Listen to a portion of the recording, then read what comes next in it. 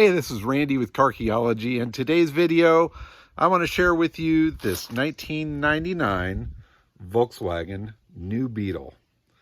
Now, I know this isn't a collectible car at this point, and it's really not anything real spectacular, but it does have a very interesting history. And I also have a bit of a history with these cars. In 1998, when the New Beetle was released, my wife and I bought one of the very first ones. It was the very first day of sales, and I came to find out that it was actually the very first Beetle sold in Southern California.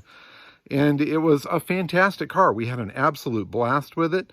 The response to it was phenomenal. And since I was connected to the automotive industry a bit at that point, and everybody found out that I had the car, I was invited by several manufacturers to come and test fit it for aftermarket parts. So before I knew it, I had one really trick New Beetle. It was dialed in with a leather interior, had suspension and performance upgrades, custom wheels, a whole bunch of other stuff. And other Beetle owners, as they got their cars, were coming to me to find out where to get the stuff. So being the enterprising young man I was at the time, I started up a business. I started up a shop called TVA, New Beetle Accessories, and very quickly became, well, pretty much the spot to get anything New Beetle related. We built a couple of show cars. We sold parts that were gathered from all around the world. And this particular car came to me through somebody that worked for Peterson Publications. Now, he was a photographer for Peterson. They're the publishers of Hot Rod Magazine, as well as other automotive titles. And he wanted to trick out the Beetle. And I really wanted to do a retro look car, and he was all over that. So he basically dropped off his brand new car at my shop and said, go at it. And that's exactly what I did. So I did a lot of vintage Beetle touches to it. If you look down here, the tweeter pipes was kind of the first one. Of course, they're a dummy. They're not really hooked up to anything. I did these bumper trims here. These are actually sourced from a 356 Porsche. I also did a retro style wheel that at the time we put a wide white wall on as well. The little Wolfsburg crest was a touch. Did a running board cover, a rubber like on the early Beetles. This is another trim from a Porsche 356. And then did body trim from a Volkswagen.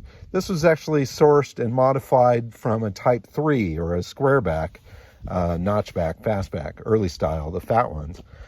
And then, of course, painted it in the two-tone colors, black with the red sides. Now, the inside did a variety of little things in there, but nothing super much. It was mostly an exterior modification. It had a roof rack on the top, a wood slat roof rack. And even around the front, the front at one point had some horn grills from the early Beetle that were marked there. Again, bumper trim on the front. And we even played around with some different chrome headlight rings and things like that. And it ended up being featured in a magazine called VW Tuner that was a publication by Peterson. We brought the car, or I went up to see the car for the photo shoot, and it was actually shot in the basement of Peterson Publications, which is a pretty historic room when it comes to automotive culture in Los Angeles. That their underground studio there, amazing cars and amazing people have come in and out of that place. And just the signatures on the walls in there were mind-blowing. But did a full studio photo shoot of it, bitch and spread in the magazine, and Project Retro, as we called it, was a big hit. And it inspired a lot of other Beetles to go the same way. In fact, it even inspired Volkswagen to do a two-tone New Beetle in the exact same color combination, but they screwed it up a bit. And they dropped the cut line there to where the door handles were, and it looked a little goofy in my opinion. So as much as I was, frustrated with them not doing it quite right, I was still kind of pleased that I think they probably got some inspiration from me. Maybe they didn't. Maybe it was the collective unconscious. I don't know. But in any case, Drew, the owner of the car, he used it as his daily driver for decades. He kept on running it, driving it. His kids drove it. He piled tons and tons and tons of miles on it, and eventually just plain used it up. And when it came time to get rid of the car, he didn't want to send it to the junkyard or trade it in and just get a couple $100 for it on another used car. He gave me a call and he said, "Randy, do you want the Project Retro car?" And I said, well, sure. And he basically gave the car to me.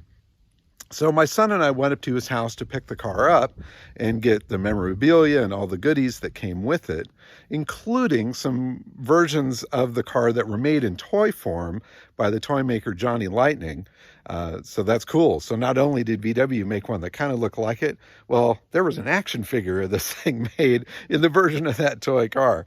In any case, as we left his place, we were driving along up through Pasadena area, and I spied a brand new model VW that was done in the exact same way, two-tone, even with white wall tires on kind of retro-styled rims.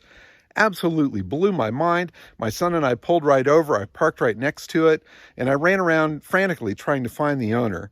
Couldn't find the owner of the car anywhere, but I did snap some pictures, and I left a toy version of this car on their windshield, along with a little note that said, "I love your car."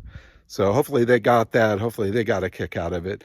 But it was this really weird sign that now 20 years later, what I had built in the shop there at TVA was still an idea that's alive and well.